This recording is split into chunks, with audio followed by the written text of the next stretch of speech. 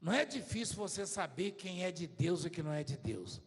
O que é de Deus, quando Ele falar com você, alguma coisa diferente vai acontecer no seu espírito, no seu coração, no seu pensamento. Alguma coisa. Isso quando não vem algo extraordinário. Alguém abraçou a televisão, foi curado em casa hoje. Então não é difícil. Você pode falar mal, você pode... Aliás, você quer saber de uma coisa? Você só fala mal porque você quer bater de frente com Deus e sabe que Ele está em nós. Se você desconfiasse que Deus não está conosco, você nem falaria mal de nós. E nem brigaria conosco. Você sabia? É fato.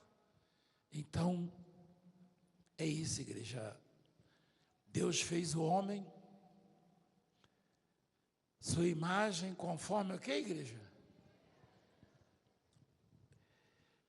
Traduzindo, Deus fez o homem para vencer todas as adversidades da vida.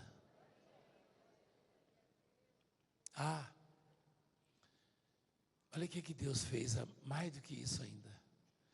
Quando eu vejo aquele meu filhinho ali, o galego, aí é que eu sinto, assim, me sinto bem, com muita autoridade mesmo para falar desse assunto, porque esse nasceu de novo. Não precisa entrar lá não, irmão. Você dá zoom, você sabe o que é zoom? Aquele do boné ali, ó, você mostra ele e dá zoom. Puxa o zoom aí, vai. Vamos ver. Aí, ó, tá vendo? Você vai entrar lá para aqui. Meu pai, o do cabo, eu tô falando, entra lá para aquela cara do galego. Esse galego eu conheço, ele não é aquele galego que estava pele e osso, né? Não é você? Aí, ó. É que você não está de chapéu hoje. Quando você usa meu chapéu, eu vendo mais chapéu, você sabia? Brincadeira. Deus já mudou a vida de tanta gente nessa obra. Mas vamos lá, vamos para um versículo que diz que quando Deus formou o homem do pó da terra, Ele plantou um jardim. A expressão é assim mesmo, né, filho? Plantou. Olha lá. Deus fez o homem, ele fez de barro. Fez o homem de barro. Teve um racista que falou: apóstolo, Deus fez o homem do barro, por que o senhor é queimadinha? Eu falei: eu sou feito de terra roxa, ô cabecinha. Eu fui feito daquela terra que você joga a semente do café, assim, lá no Paraná, viu? Então, eu é que estou dizendo que é racista, pergunta boba. Aí, você sabia assim, querendo provar que nós negros viemos do Caim, né? Você sabe disso aí? Você já viu isso aí, né? Esse estudo? Rapaz. Mas eu, graças a Deus, eu amo, né? O Caim não amava. Você quer ver uma coisa? Deus plantou. Você já plantou alguma coisa? Quem já plantou alguma coisa? Todo mundo? Eu estou falando de árvores, feijão. Tem que plantar arroz, o arroz está mais caro que picanha, não está? Hein? Tem que plantar arroz.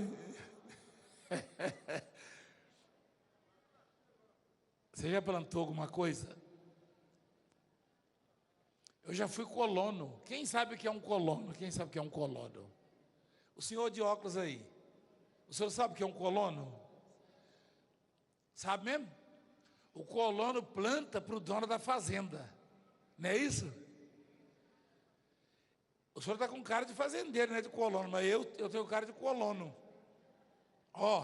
Esse aí, o senhor está parecendo aqueles fazendeiros italianos lá de Minas, davam uma peia na gente lá. Não é não? O colono, ele planta para os outros. Porque teoricamente, pelo menos na hierarquia e no poder aquisitivo, o colono é menor do que o fazendeiro, do que o dono. Tá certo o que eu estou falando? Tá certo. Eu era empregado, meu pai era empregado, nós éramos colonos e nós plantávamos para os donos da terra. Aí eu olho isso aí, Deus plantou um jardim para mim. Deus plantou um jardim para o homem. Você está entendendo o que eu estou falando? Você sabe onde eu quero chegar, não? O maior de todos, aliás, o único grande, fez um papel de colono, trabalhador da fazenda, trabalhador do braçal. Ele plantou um jardim e colocou o homem lá. Quem deveria plantar, né? O homem, assim, teoricamente? Porque Deus é o dono da terra, é o maior. Mas não. Eu plantava para o meu patrão. Ainda tinha que dar produção ainda. Ó, tem que plantar tantas quadras hoje. E Deus foi e plantou para o homem.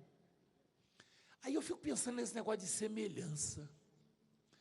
Não, a coisa é incrível. Deus falou, bom, eu fiz o homem semelhante a mim, então eu vou plantar para ele. Olha que coisa. E plantou o jardim para o homem, ó. Eu admiro muito o meu sogro, quando planta alguma coisa. Hoje ele quase não faz isso mais, porque está bem velhinho. Mas ele sempre gostou de plantar. E ele tem uma mão incrível para plantar as coisas. Aí eu estava pensando nesse negócio que Deus plantou.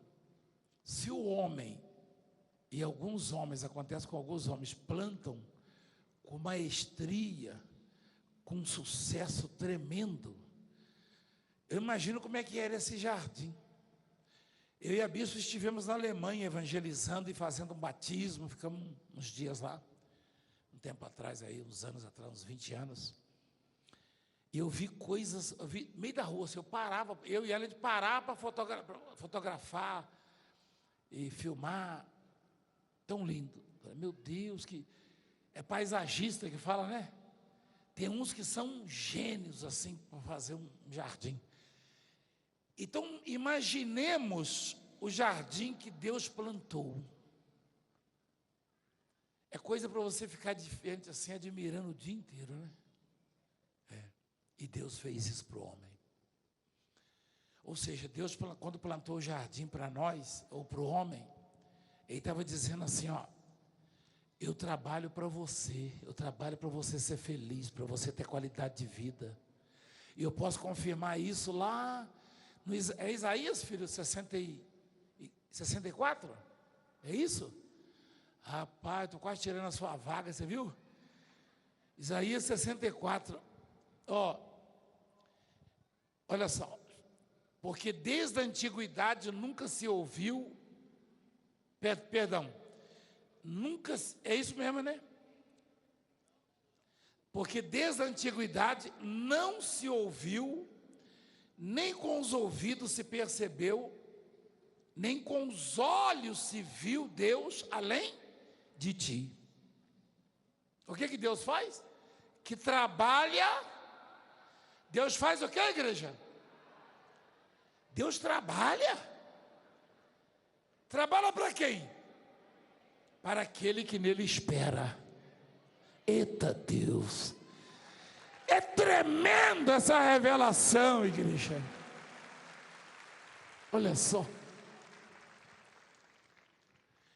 Os anjos sempre trabalharam para Deus.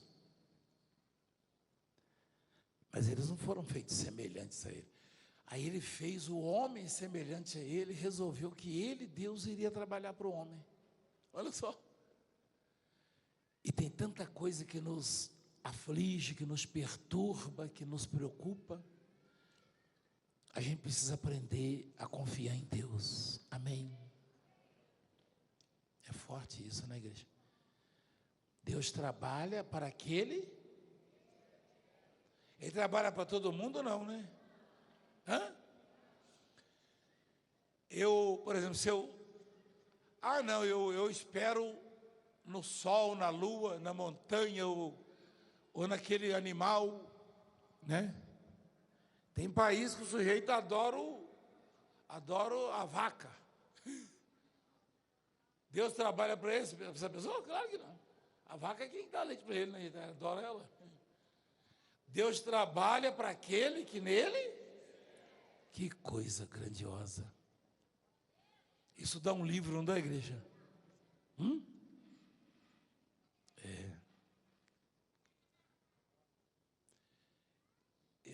vou escrever um livro que vai se chamar Fortes Revelações.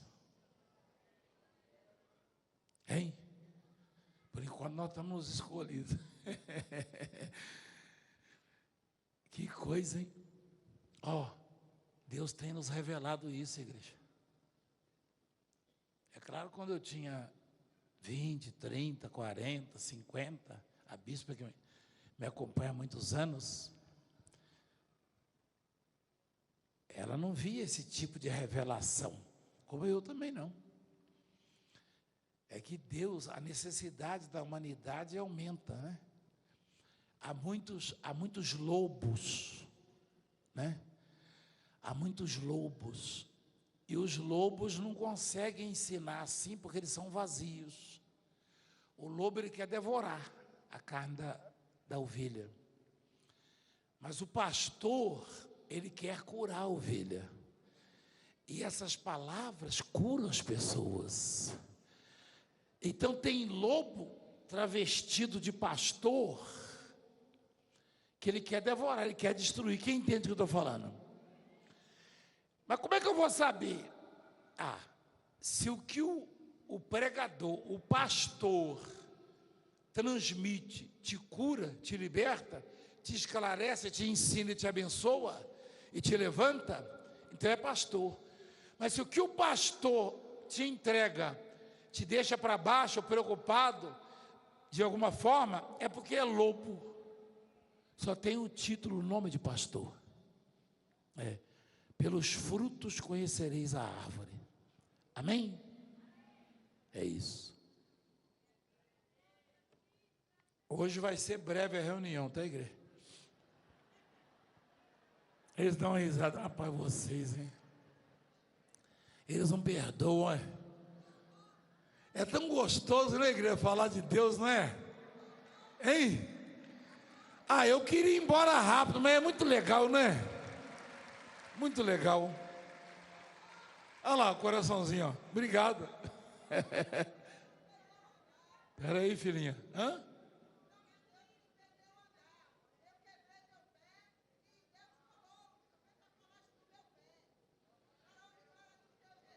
Que legal, ué. Você não estava andando, não? Gente. Não vem cá, não. Eu te conheço, você está querendo, daqui a pouco você sobe aqui. Eu quero um abraço. Fica quietinho aí. Tá bom. Você deve ter ouvido falar que Deus colou o dedo do apóstolo, você já ouviu? Então pronto. Rapaz, a câmera, você viu? Calma, minha filha. Amém, hein? Glória a Deus. Não, quer um abraço, não, já está vendo? Fica quietinho aí. Fica quieto.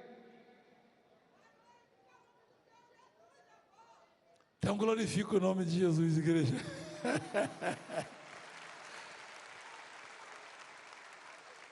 Fica quieta, mulher, eu quero concluir aqui. Oxi. Meu Deus, me ajuda aí, bispo. Deixa eu continuar. Eu posso continuar com a palavra? Então fica quieta. Fica quieta.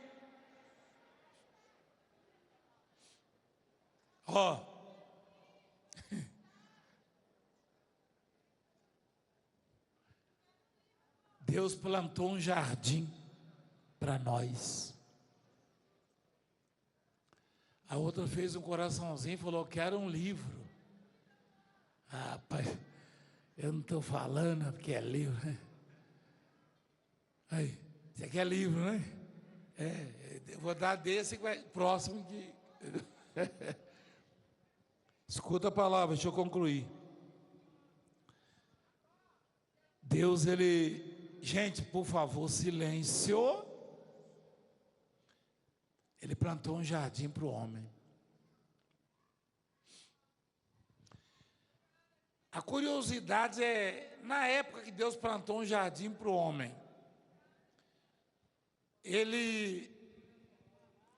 você consegue imaginar um jardim, não consegue? Quem consegue imaginar um jardim? Você está ouvindo a palavra, filha? Quem consegue imaginar? E plantado por Deus ainda. Eu e você nunca vimos um jardim tão perfeito, não é verdade? Com certeza. Aí você vê o homem morando numa favela, numa comunidade com esgoto a céu aberto. Você vê homens morrendo desnutridos, principalmente na África, crianças. Aí a pergunta é, o que é feito desse jardim, né, bispo? Não é verdade? E uma prisão, apóstolo. Um homem morando numa prisão, Uma numa prisão, jaula. ou definhando no leito de um hospital. Exatamente. E alguns colocam a culpa em Deus. Mas Deus não mandou o homem sair do jardim só porque ele errou. Ou seja, ele desobedeceu. O jardim, ele é feito para quem está predisposto a obedecer, a escutar a voz de Deus. Esse jardim existe ainda, igreja. Deus está dizendo para mim e para você que se nós ouvirmos a voz dele, a proposta está na mesa, como foi pregado lá hoje, em Santa Amaro, lá no Brás. Ainda hoje, se eu e você obedecermos a Deus, unicamente a voz de Deus, Ele vai criar um jardim na nossa vida.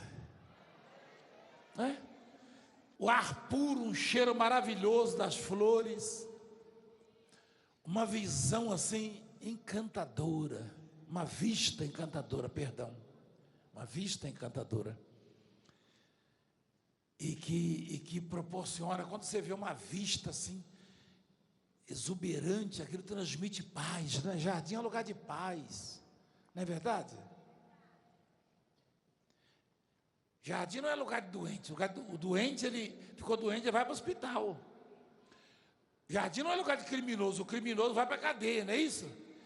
O jardim é para quem está em paz. Quando você vê alguém passeando no jardim, né? Então, Deus plantou um jardim. Ele está dizendo assim, olha, eu continuo trabalhando. Não foi eu não, isso aí não é meu não. Foi o filho dele, Jesus falou, meu pai trabalha até hoje. Se ele trabalhava para o homem, trabalha para aquele que nele espera. Ele plantou um jardim. Esse meu pai trabalha até hoje, é sugestivo isso aí. Quer dizer que ele pode plantar para mim um jardim na minha vida, nos meus projetos, no meu coração. Amém, igreja? Fica de pé, por favor.